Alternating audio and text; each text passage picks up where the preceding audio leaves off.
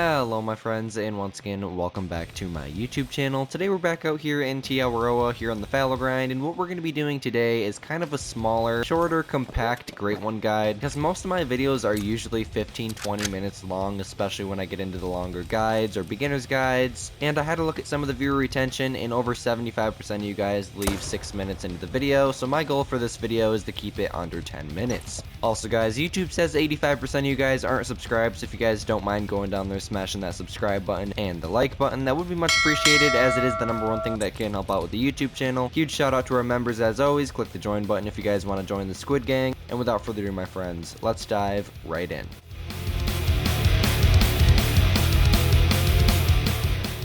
Alrighty guys, so the very first thing that you guys are going to want to do to go ahead and get set up for your first ever Great One grind is go ahead and find all of your drink zones. I'm going to go ahead and take down this diamond real quick. Now, finding drink zones is a task that'll take several hours. It's definitely very time consuming. I don't really recommend it for beginner players, but if the reason that you bought Call of the Wild is to get into grinding, I can't stop you.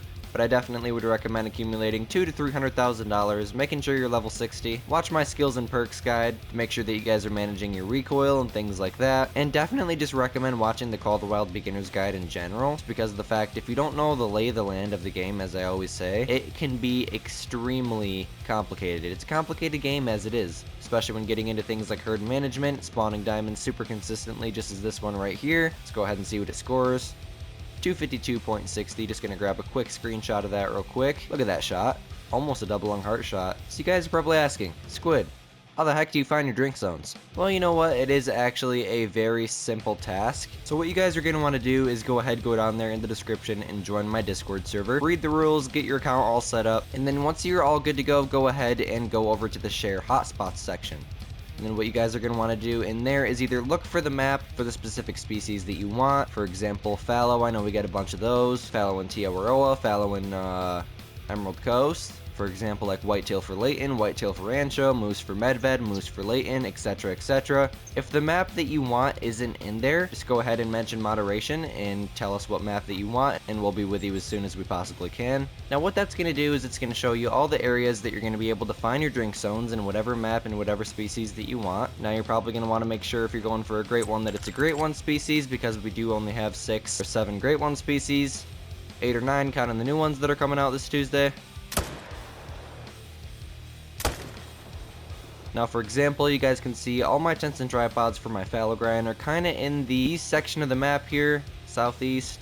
I'm circling the area that you can find them. It's kind of self-explanatory. You guys can see my setups here. When I'm searching for my zones, all I'm doing is running the coast of every water source that they can potentially be at and spotting absolutely everywhere. Now I'm not going to get into herd management and everything in today's video. I've made several different herd management guides. That would be like a 20-minute video, like I said at the beginning, trying to keep it as short as possible. I will leave the herd management link down in the description for you guys if you guys want to go ahead and check that out. What you guys are going to want to do once you find all of your drink zones is go ahead and get set up with tents and tripods to be able to efficiently rotate between all your drink zones, harvesting males consistently. You'll spawn diamonds quite consistently, rares every now and then, and eventually hopefully that Great One. We're going to go ahead and take down this other diamond here.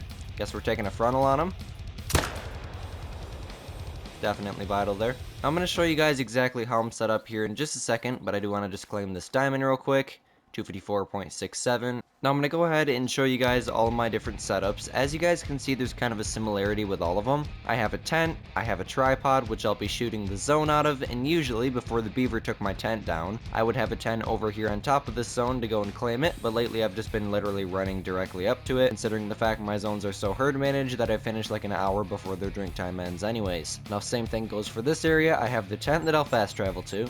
I hop into the tripod, shoot the zone. Now using a tripod is essential because you can only shoot 3 deer out of each zone, and the 4th will blow the zone without one. With a tripod you can shoot 14 and the 15th will blow the zone, so a lot better there. I fast travel to the tent, shoot from the tripod. As soon as the deer are dead, unless they flow, I will hop over to this tent here, go ahead and claim the deer, and then move on to the next zone, repeating the process again. As for herd management, I am just going to cover a smidge. If you guys do want to learn it in depth, I definitely recommend watching my herd management guide. Also, if you guys want to go more into depth with setting up with camp tents and tripods, I just made a how to set up for any great one guide, and will be linked down in the description as well. So as for herd management, if you guys are doing a grind like fallow or whitetail, I recommend taking 2 deer out of each zone. Same thing for moose. For whitetail, you guys are going to want to shoot the 2s and above, leave the 1s, leave the 2s that look like 1s. Same thing goes for moose. You guys are going to want to shoot the 4s and above, leave the 3s, leave the 4s that look like 3s. And as for fallow, you guys are going to want to shoot all the deer that have a minimum trophy estimate of 150 or above.